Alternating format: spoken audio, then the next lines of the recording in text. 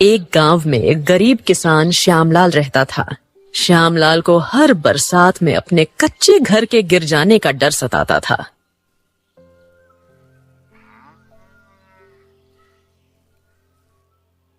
पुष्पा, बारिश आने वाली है। मेरा दिल घबरा रहा है। मुझे बहुत डर लग रहा है। कहीं इस बार भी हमारा घर गिर गया तो हम क्या करेंगे? हमारे घर की छत घास की है और इसकी दीवारें कच्ची मिट्टी की बनी है। कहीं इस बरसात में कुछ अनर्थ ना हो जाए। डर तो मुझे भी लग रहा है जी, पर अब हम क्या करेंगे जी? पिताजी, लेकिन हम कर भी क्या सकते हैं? मैंने सरपंच जी से बात तो की थी। उन्होंने मुझे आश्वासन दिलाया था कि वह मेरे घर पर लोहे की चादर डलवा देंगे और छत पक्की हो जाएगी। लेकिन पूरा 1 साल होने को आया, वह काम तो अब तक नहीं हुआ। वो सरपंच बस राजनीति करता है, गरीबों की मदद नहीं करता। हमारी मदद तो भगवान भी नहीं कर रहा है। जैसे ही बारिश का मौसम बनता है, मुझे डर लगने लगता है। हर बारिश में हमारी छत टपकती है। आधे से ज्यादा पानी अंदर आ जाता है और ये मिट्टी की कच्ची दीवारें गिरने लगती हैं। पिताजी, आप इतनी चिंता मत कीजिए। आप एक बार सरपंच जी से बात करके देखिए ना। हाँ हाँ बेटी, सोच तो मैं भी कुछ ऐसा ही रहा हूँ। हाँ, तुम्हें आज ही जाना चाहिए और सरपंच जी से बात करनी चाहिए। ठीक है, मैं अभी जाकर आता हूँ। श्यामलाल सरपंच के घर के लिए निकल पड़ता है।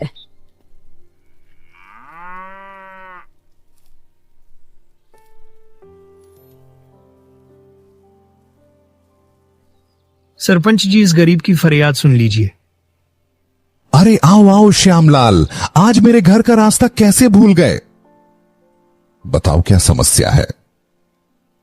सरपंच जी, 1 साल पहले आपने मुझसे वादा किया था कि मेरे घर की छत लोहे की चद्दर से पक्का कर देंगे, फिर पानी नहीं टपकेगा। लेकिन बारिश अब शुरू होने वाली है और अभी तक मेरी छत कच्ची है। मेरा घर गिर जाएगा, मैं कहाँ रहूंगा? अरे हाँ श्यामलाल, तेरी बातों से मुझे याद आया। तूने मुझे यह कहा तो था, लेकिन देख श्यामलाल, गलती तेरी है। मैं किस किस की समस्या याद रखूंगा। हाँ, अब इतनी सारी चीजों में तेरी बात मैं भूल गया और तूने मुझे याद ही नहीं कराया। लेकिन सरपंच जी, समस्या का निवारण करना तो आपका काम है। मैं बार बार आपको कैसे कह सकता था? लेकिन याद दिलाना तो जरूरी है ना। अगर तू मुझे याद दिलाता तो अब तक तो तेरी छत बन चुकी होती। लेकिन मैं कुछ करता हूं और फिर तुझे बताता हूं। ठीक है सरपंच जी, आप कहते हैं तो मैं मान लेता हूं। अब जितनी जल्दी काम हो जाए उतना ही अच्छा। हाँ श्यामलाल, तुम चिंता मत करो। हाँ, गांव वालों का समस्या का समाधान करना ही तो मेरा परम कर्तव्य है, वरना मेरा इसमें क्या ही फायदा। तो ठीक है सरपंच जी, चलता हूं। आप मुझे निर्णय करके बताइए आगे क्या करना है। हाँ, तू बेफिक्र होके चला जा, मैं तेरे घर तुझे बताने आऊंगा। ठीक है सरपंच जी। श्यामलाल सरपंच के घर से चला जाता है। देखो तो सरपंच कितना झूठ कहता है कि गांव वालों की भलाई के लिए सरपंच बना है। मैंने तो इसे किसी का भला करते नहीं देखा। उल्टा ये हमेशा गांव वालों को लूटता ही है। क्या बड़बड़ाते हुए जा रहे हो श्यामलाल? मुझे बताओ क्या समस्या है? अरे जमींदार जी, बस समस्या ही समस्या है। एक तो मेरे घर की घास फूस वाली छत ने मुझे परेशान कर रखा है और उसके गिरने का डर है मुझे। तूने सरपंच जी को नहीं कहा क्या? हाँ, कहा तो है। उन्होंने कहा वो निर्णय करके बताएंगे। हाँ, सरपंच जी बेहद भले आदमी हैं। वह तेरा काम जरूर करेंगे। उम्मीद तो मुझे भी यही है। एक छत मिल जाए उतना ही काफी है और मुझे कुछ नहीं चाहिए। अरे तू फिक्र मत कर, तेरी छत बन जाएगी। ठीक है जमींदार जी, चलता हूं। ठीक है, मैं भी अपने काम से कहीं जा रहा था, फिर मिलते हैं। श्यामलाल अपने घर की तरफ चल देता है और जमींदार सरपंच के घर पर पहुंच जाता है। अरे सरपंच जी, मैं क्या सुन रहा हूं? गांव वालों की समस्या का निवारण नहीं हो रहा। क्या भाई जमींदार, अबे तुम भी मुझे ताने मारोगे क्या? मैं गरीबों की समस्या सुनने के लिए सरपंच नहीं बना हूं, अपनी समस्याओं का निवारण करने के लिए बना हूं। और तुमसे बेहतर इस बात को कौन जानता है? सरपंच जी, यह बात मुझसे बेहतर कौन जानेगा। रास्ते में श्यामलाल मिला था। बड़ा दुखी लग रहा था। कह रहा था, सरपंच जी से बात करके आया हूं, जल्दी ही मेरे घर पर लोहे की चद्दर वाली छत बनवा देंगे। अरे तो और उससे क्या मैं कहता, कब से यहां पर बैठ के अपना रोना रो रहा था। उसकी समस्या का आखिरकार क्या हल करने वाले हो? अरे करना क्या है, कुछ नहीं। उसको एक उम्मीद दे दी, बस मेरे पास इतने फालतू पैसे नहीं जो इन गरीबों पर लुटाता फिरूं। लेकिन मेरे पास उसके लिए एक योजना है। अरे बताओ बताओ, क्या ऐसी योजना है। तुम तो जानते ही हो, फायदे का सौदा मैं कभी नहीं छोड़ता। सरपंच जी, आप श्यामलाल को छत बनाने के लिए हां कह दो और उसके बदले में उससे कहो कि अपनी जमीन वो हमें दे दे। जमीन बेचकर हम मुनाफा ही पाएंगे। उसकी जमीन गांव में सबसे अच्छी जगह पर है। बात तो तुम सही कह रहे हो, लेकिन क्या श्यामलाल इसके लिए मानेगा। मैंने उसकी आंखों में डर देखा है। हां, उसका डर ही उसे ले डूबेगा। लेकिन इसमें हमारा फायदा कहां हुआ। उसकी जमीन लेने के बाद उसकी छत तो हमें बनवानी ही पड़ेगी। अरे सरपंच जी, आप तो राजनीति वाले आदमी हैं। कुछ भी बहाना बनाकर कुछ भी कह दीजिएगा। हैं? उसकी छत बनवाने की हमें क्या जरूरत। कहीं ऐसा ना हो इस बार गांव वालों का क्रोध हम पर फूट जाए। अरे कैसी बातें करते हो सरपंच जी। आज से पहले हमने मिलकर कितना कुछ संभाला है और हम कह देंगे कि श्यामलाल हमसे पैसे ले जा चुका है, लेकिन उसने खुद ही वह पैसे उड़ा दिए और अपना घर नहीं बनवाया। एक बात तो माननी पड़ेगी, तुम योजना गजब बनाते हो। हाँ, तो कल हम दोनों मिलकर श्यामलाल के घर जाएंगे। पहले उसकी जमीन हथियानी पड़ेगी। श्यामलाल अपने घर पहुंच जाता है। आपने सरपंच जी से बात की क्या? क्या वह हमारी मदद करेंगे? पुष्पा, इन राजनीति वाले लोगों को तो तुम जानते ही हो। सरपंच ने वही राजनीति वाली भाषा बोली। उसने कहा वह सोच विचार कर निर्णय लेगा। लेकिन इसमें सोचना क्या है? हमारा घर कभी भी टूट सकता है। पुष्पा, ये सरपंच जैसे लोग अपना फायदा देखे बिना कुछ भी नहीं करते। अब मुझे तो इस बात की चिंता है कि अगर बारिश शुरू हो गई तो मेरे घर का क्या होगा। पिताजी चिंता मत करिए, भगवान कुछ ना कुछ अच्छा ही कर देंगे। बेटी, तुम्हारी भगवान में आस्था देखकर मुझे अच्छा लगा, लेकिन इस वक्त ऐसा लगता है भगवान ने हमसे मुंह फेर रखा है। मुझे कोई रास्ता नजर नहीं आ रहा और सरपंच ने भी कोई सीधा उत्तर नहीं दिया है। आप चिंता मत करिए, कुछ ना कुछ हो ही जाएगा।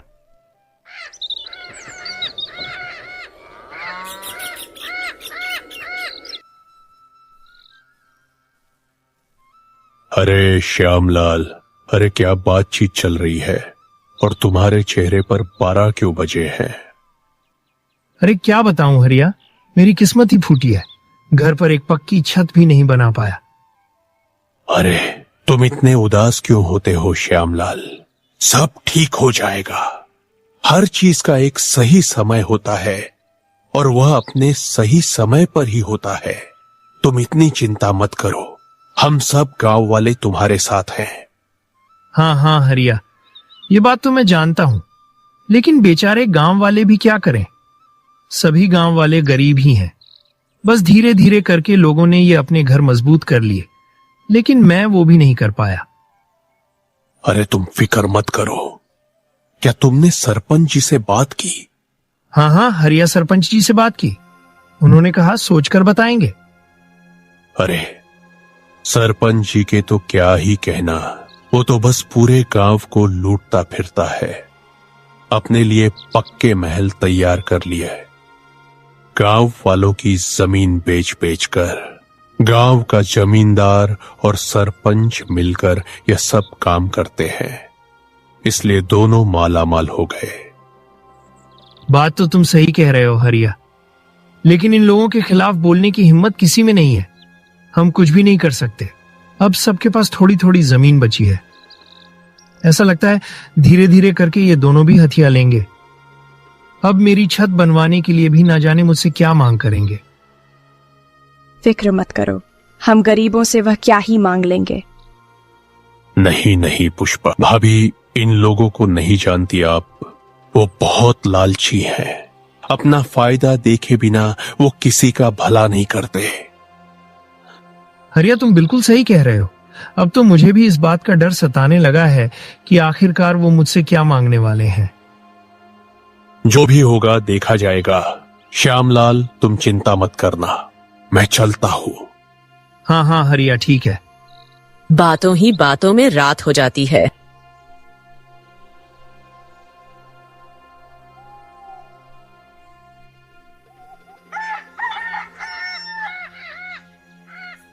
और अगली सुबह जमींदार और सरपंच श्यामलाल के घर पर पहुंच जाते हैं। श्यामलाल, ओ श्यामलाल, अरे घर से बाहर निकल। अरे जमींदार जी, सरपंच जी, आप दोनों यहाँ? श्यामलाल, कल अपनी फरियाद लेकर तुम आए थे ना, उसका हल हमने ढूंढ निकाला है। घर के भीतर आइए, बैठिए, आपके लिए चाय बनवाता हूँ। अरे नहीं नहीं श्यामलाल, घर के बाहर ही ठीक है। पहले समस्या के हल पर बात कर लेते हैं, बाकी सब तो बाद में होता रहेगा। हाँ ठीक है सरपंच जी, बताइए। देखो भाई श्यामलाल, मैंने जमींदार जी से तुम्हारे दुख के बारे में खूब चर्चा की और उसका हमने एक हल निकाला। हम तुम्हारी छत बनवा देंगे, उसके बाद तुम्हारा घर भी नहीं गिरेगा। ये तो बहुत अच्छी बात है सरपंच जी। बताइए, आप कब तक मेरी छत बनवा रहे हैं? देखो श्यामलाल, बात ऐसी है कि छत तो हम बनवा देंगे, लेकिन उसके बदले में तुम्हें भी एक काम करना होगा। हाँ हाँ सरपंच जी, उसके बदले में मुझे क्या करना पड़ेगा? देखो श्याम, अब तुम भी तो यह जानते ही हो कि सरपंच जी के पास इतना पैसा नहीं है जो खर्च करके वह तुम्हारी छत बनवा दे।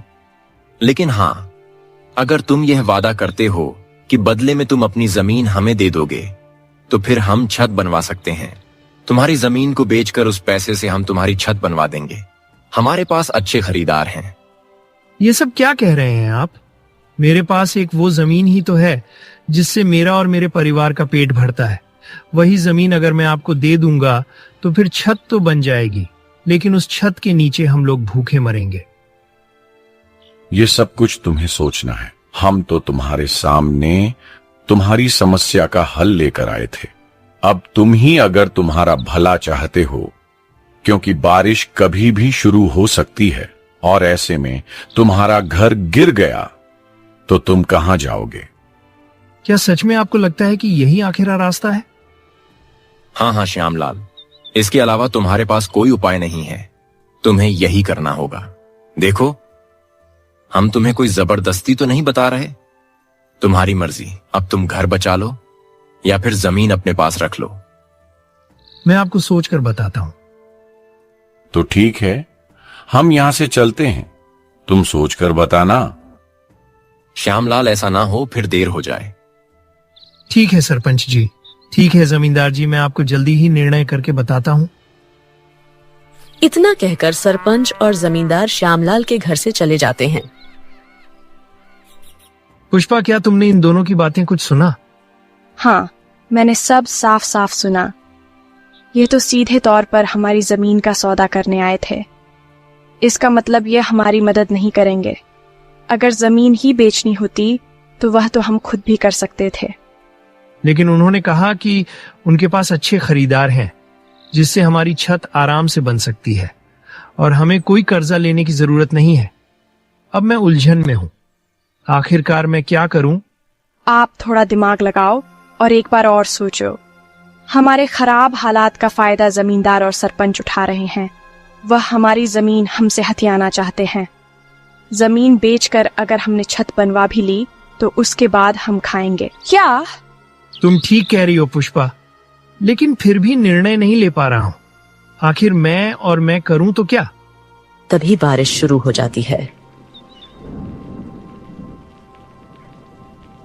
हे भगवान, बारिश शुरू हो गई और ये बारिश जब एक बार शुरू हो जाती है तो रुकने का नाम ही नहीं लेती। अब मैं क्या करूंगा? आप इतना घबराओ मत, ये तो बरसात की पहली ही बारिश है। पुष्पा, हमारे घर में इतनी ताकत नहीं। इस पहली बारिश को भी झेल ले।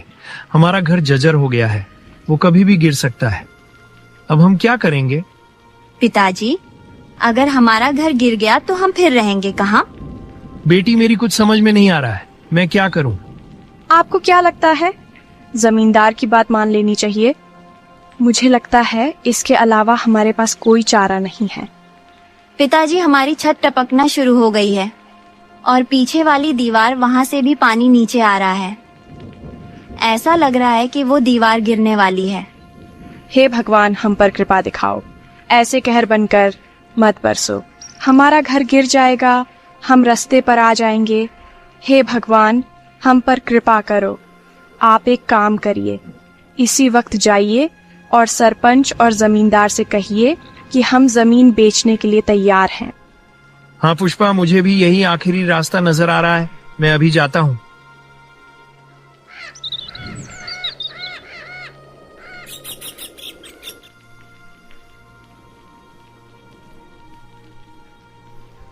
बारिश में भाग भाग कर श्यामलाल सरपंच के घर पहुंचता है।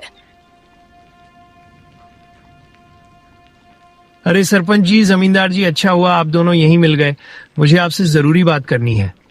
अरे थोड़ी देर पहले ही तो हम तुम्हारे घर से आए हैं। क्या तुम्हें इतनी जल्दी निर्णय भी कर लिया और बारिश में भीगते हुए आ रहे हो? तुम कल भी आ सकते थे या बारिश बंद होने का इंतजार कर लेते। नहीं नहीं जमींदार जी, मैं ऐसा नहीं कर सकता था। मेरे घर की छत टपकने लगी है। मेरे घर की एक दीवार कभी भी गिर सकती है और एक दीवार गिरी तो पूरा घर गिर जाएगा। इसीलिए मैं आपसे कहने आया हूँ कि मैं अपनी जमीन बेचने के लिए तैयार हूँ। आप मुझे पैसे दे दीजिए जिससे मैं अपना घर ठीक कर सकूं और बरसात में सुख चैन से रह सकूं। ठीक है श्यामलाल, जैसा तुम कहो हम तुम्हारे लिए खरीदार ढूंढ देंगे और फिर खरीदार मिलते ही हम तुम्हें पैसे दे देंगे। ठीक है ना? आपका खरीदार कितनी जल्दी मिल जाएगा? क्या आप मुझे उससे पहले पैसे नहीं दे सकते? अब हमारे पास भी कौन सा पैसों का पेड़ लगा है जो तुम्हें दे दे। पहले खरीदार ढूंढना पड़ेगा, उसके बाद पैसे मिलेंगे। इतना तो तुम्हें इंतजार करना ही होगा। ठीक है सरपंच जी, लेकिन जल्दी कीजिए। हाँ हाँ श्यामलाल, ठीक है। तो अब मैं चलता हूँ। बारिश हो रही है, अगर रुकना चाहो तो रुक भी सकते हो। नहीं नहीं सरपंच जी, आपका बहुत बहुत धन्यवाद। मुझे घर पहुँचना है, मुझे घर वालों की चिंता है। ठीक है भाई, ये तुम्हारी मर्जी। श्यामलाल सरपंच के घर से निकल जाता है।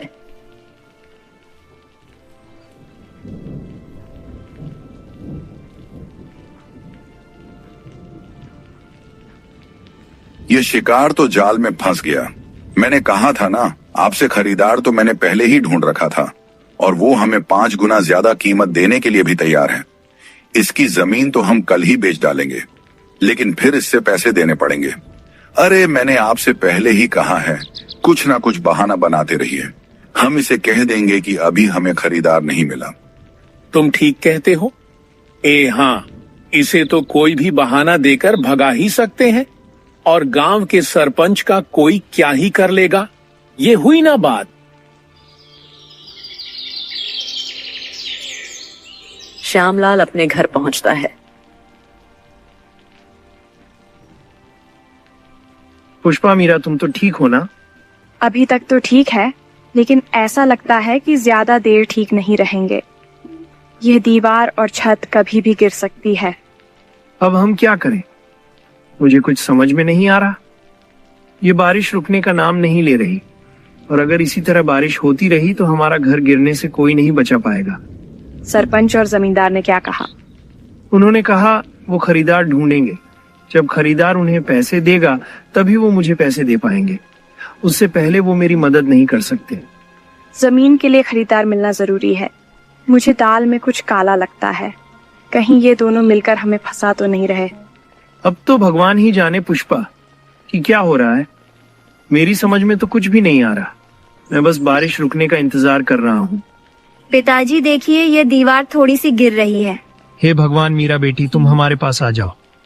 उस तरफ मत जाओ, वो दीवार गिरना शुरू हो गई है। हाँ पुष्पा, हम इस तरफ आ जाओ। इस कोने में बैठो। वो दीवार आधी से ज्यादा गिर चुकी है। इधर मत जाओ, सारा पानी अंदर आ रहा है। आखिरकार अब हम क्या करेंगे? हे भगवान, हम पर थोड़ा रहम दिखाओ। ये रात किसी तरह बीत जाए, फिर सुबह कुछ ना कुछ तो करना ही पड़ेगा। रो मत पुष्पा, मीरा बेटी तुम रो मत। तुम्हारे पिताजी अभी जिंदा है, मैं कुछ ना कुछ कर लूंगा, कोई समाधान जरूर निकलेगा। पुष्पा, मीरा और श्यामलाल पूरी रात घर के एक कोने में बैठे रहते हैं और सोते नहीं हैं।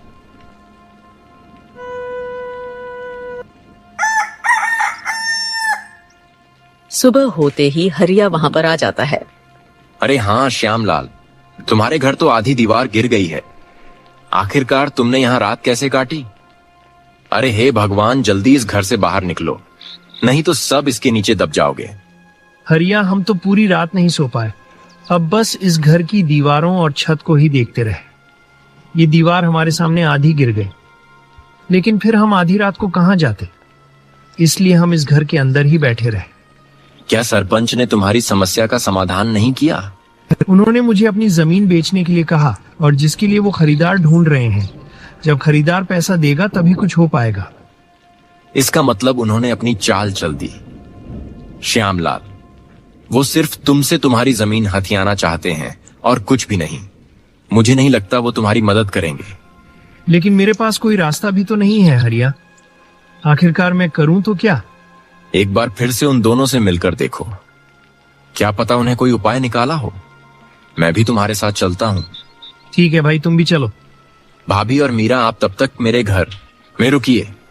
इस घर के छत को कभी भी गिरने की आशंका है, यहाँ रुकना खतरे से खाली नहीं। ठीक है भैया, हम आपके घर जाते हैं। चलो हरिया, जल्दी चलो, बारिश भी थोड़ी रुक गई है।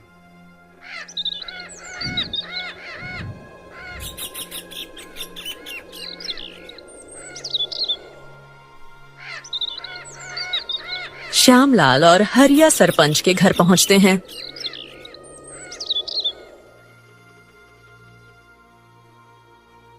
सरपंच जी, श्यामलाल बहुत मुसीबत में है। ये मेरी आपसे हाथ जोड़कर विनती है, इसकी मदद कीजिए।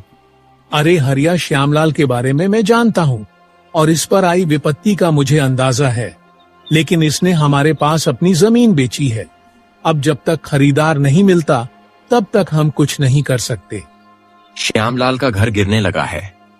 सरपंच जी, जल्दी से कुछ नहीं किया तो श्यामलाल बेघर हो जाएगा। अरे तुम चिंता मत करो श्यामलाल, तुम घर जाओ, हम कुछ करते हैं। ठीक है सरपंच जी, जैसा आप कहें। मैं खरीदार मिलते ही तुम्हारे घर पर खुद आऊंगा, तुम्हें आने की जरूरत नहीं। ठीक है सरपंच जी, अब हम चलते हैं।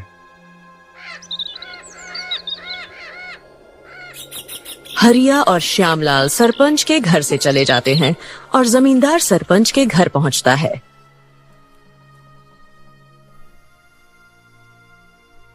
अरे सरपंच जी, सुबह सुबह जाकर श्यामलाल की जमीन में बेच आया। जैसा मैंने कहा था, 5 गुना ज्यादा दाम में बेची। ये लीजिए, आधे पैसे आपके और आधे मेरे। लेकिन वो श्यामलाल अपना दुखद्दा लेकर यहाँ आया था, हरिया भी उसके साथ आया था। उसका घर गिरना शुरू हो गया है, हम उसे क्या जवाब देंगे? इतना मत सोचिए सरपंच जी, अपना इंतजाम वो खुद ही कर लेगा। सारे गरीब किसानों का घर अगर हम बनवाएंगे तो हम भी कंगाल हो जाएंगे। इतना मत सोचिए। ठीक है, तुम तो मेरे पैसे इधर लाओ।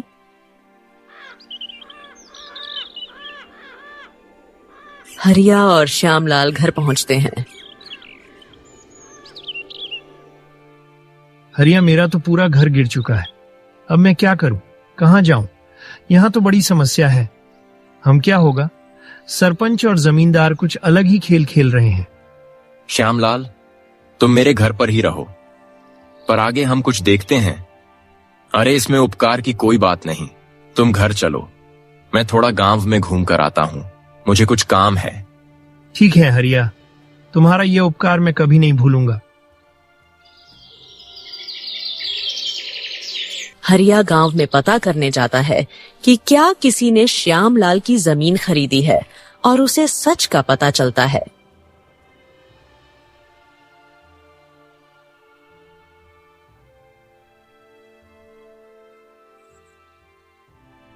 श्यामलाल, ए श्यामलाल, मेरी बात सुनो। अरे हरिया, तुम तो गांव का चक्कर मारने गए थे ना, क्या हुआ?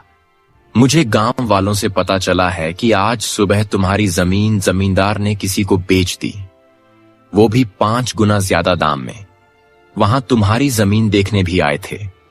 आसपास जो किसान अपने खेतों में काम कर रहे थे, उन्होंने मुझे बताया तुम्हारी जमीन बिक चुकी है और तुम्हें जमींदार और सरपंच ने बेवकूफ बनाया है।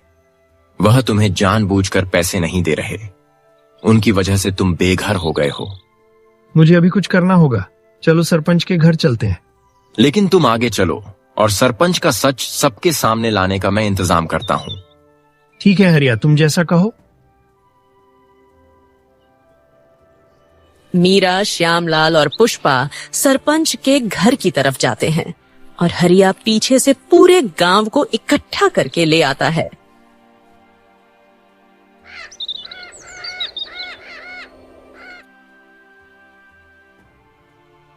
सरपंच जी, आपने मेरा साथ इतना बड़ा अन्याय क्यों किया?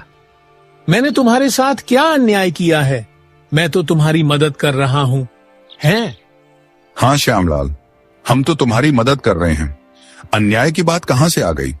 मुझे पता है मेरी जमीन बिक चुकी है, वो भी 5 गुना ज्यादा दाम में।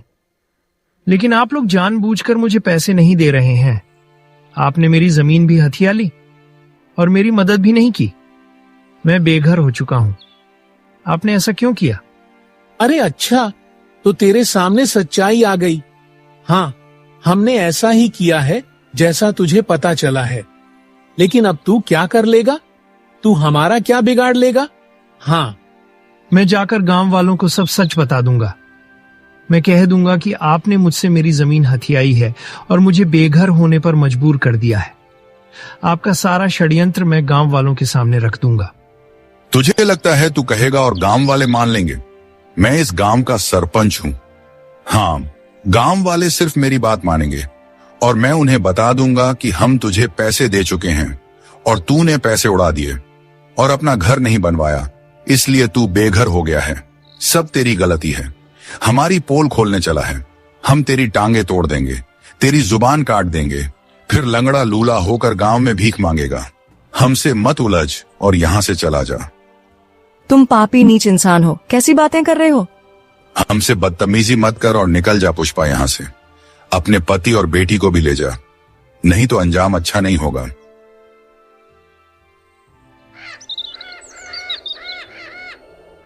आखिरकार तुम दोनों का असली रूप सामने आ ही गया। प्यार मोहब्बत का जो तुम नाटक करते हो और गांव वालों की मदद करने का जो नाटक करते हो, उसकी पोल खुली गई। हरिया, तुम यहाँ क्या कर रहे हो? ये सारा गांव वाले यहाँ पर क्या कर रहे हैं? ये तुम्हारा असली चेहरा देखने आए हैं और तुम्हें सबक सिखाने भी।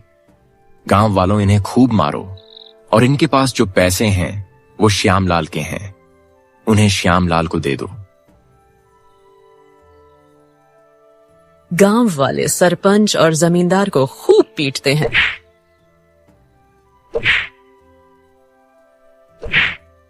तुम्हारा बहुत बहुत धन्यवाद हरिया।